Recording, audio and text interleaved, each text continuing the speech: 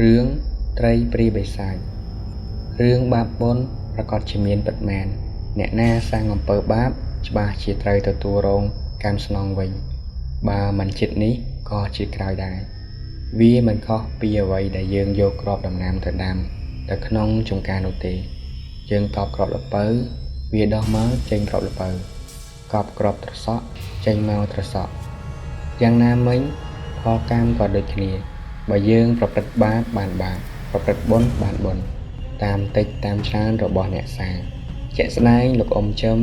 គាត់មានអាយុ60ឆ្នាំគាត់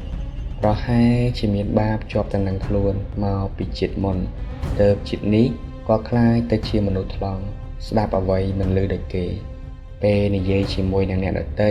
គាត់ស្រែកខ្លាំងរួចហើយគាត់យកដៃក្តោបប្រជាផ្ទៀងចាំស្ដាប់សំឡេងតបវិញ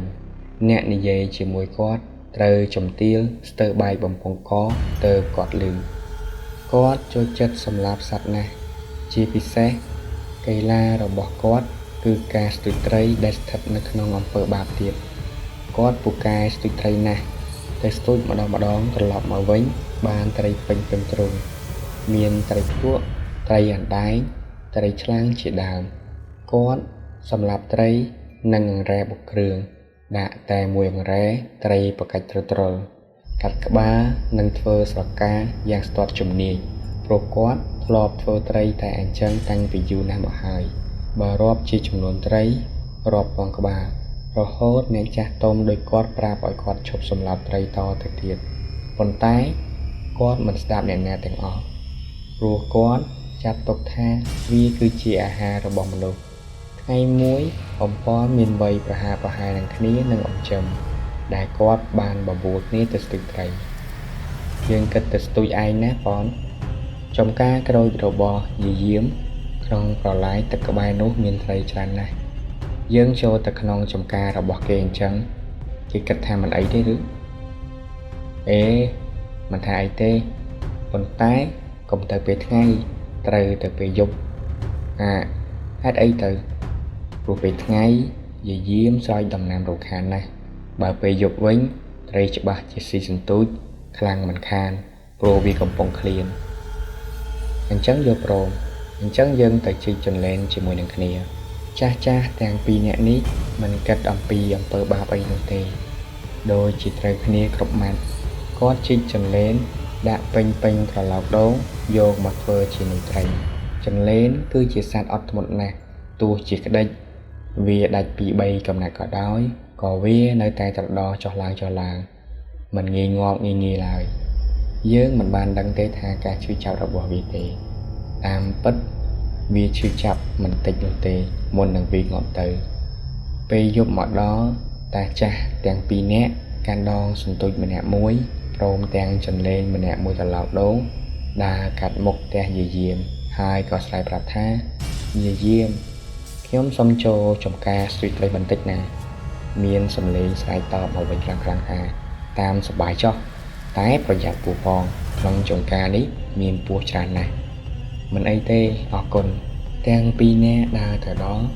បានឮសូរមាត់ត្រីចាប់មិនដាច់គាត់រកកន្លែងអង្គុយម្នាក់មួយនឹងចាប់នុយបិទសន្ទូចបោះទៅក្នុងទឹកយ៉ាងលឿនងាកមកអ៊ំចឹមនោះ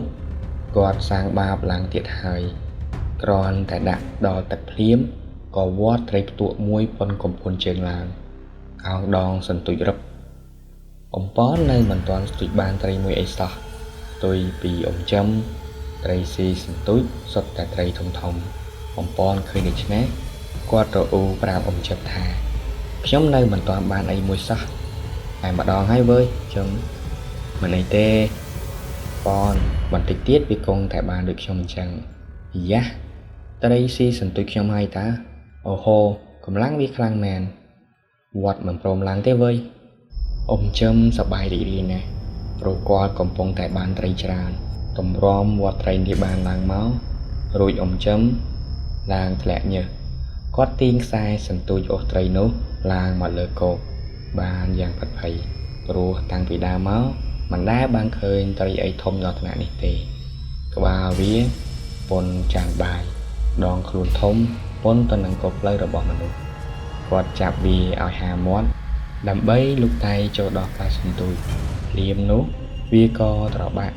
ដៃរបស់អ៊ំចឹមជាប់មិនព្រមលេងទាញយ៉ាងម៉េចក៏មិនរបូតចេញពីមាត់របស់វាថ្មិញដ៏មាត់ស្រួយរបស់ត្រីផ្ទុកដ៏ធំនេះខាំដៃរបស់អ៊ំចឹមជាប់មិនព្រមលេងទាញយ៉ាងម៉េចក៏មិនរបូតចេញពីមាត់របស់វាដៃរបស់អ៊ំចឹមរហូតដល់ឈាមរហាមគាត់ស្វែងហៅអ៊ំប៉នឲ្យមកជួយអូយជួយផងវើយតាប៉នអ៊ំប៉នបានឮហើយក៏ទម្លាក់ដល់សន្ទូចរបស់គាត់ចោលទាំងតក់ស្លុតនិងរត់មករកយ៉ាងលឿនអ៊ំប៉នបានឃើញត្រីផ្ទុកយក្សកំពុងតែខាំដៃរបស់មិត្តជាប់ដូច្នេះគាត់ក៏ចាប់ត្រីកន្ត្រាក់យ៉ាងខ្លាំងរហូតរបូតដោយទាំងម្រាមដៃអ៊ំចឹមចេញមកសំឡេងរបស់អ៊ំចឹមស្រែកយ៉ាងកងរំពងដៃរបស់គាត់ដាច់ម្រាមអស់4នៅសល់តែមេដៃមួយប៉ុណ្ណោះត្រីផ្ទុកយក្សនោះវានៅលើគោកនៅឡើយក្របភ្នែករបស់វាមូលក្លុំនិងឡើងក្រហមដោយភ្លើងវាប្រឹងសម្លក់អ៊ំចឹមហើយរួចហើយក៏វាក្លឹកក្លាក់ចុះទៅក្នុងបន្លាយវិញទៅអ៊ំប៉នប្រញាប់នាំមិត្តទៅមន្ទីរពេទ្យដើម្បីឲ្យពេទ្យដេញមុខរបួសនិងត្រូវដេញព្យាបាលនៅមន្ទីរពេទ្យនោះឯង2-3ថ្ងៃក្រោយមកអ៊ំប៉នទៅលេងនឹងអ្នកជំងឺនៅមន្ទីរពេទ្យព្រមទាំងបានប្រាប់ថាត្រីមួយក្បាលនោះមិនមែនជាត្រីធម្មតាទេប៉ុន្តែ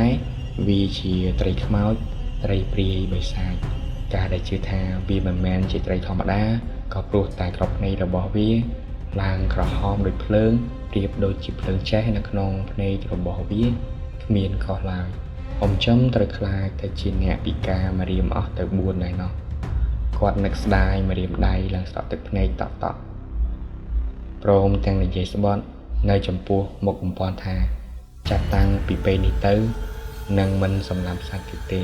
ជាពិសេសត្រីព្រមទាំងឈប់ស៊ីសាច់ត្រីអស់មួយជីវិតអ៊ំប៉នលើដៃទូក្បាលអនុមោទនាសាធុទៅជាមួយនឹងគ្នាដែរសាច់រឿងនេះក៏បានមកដល់ទីបញ្ចប់ដែរ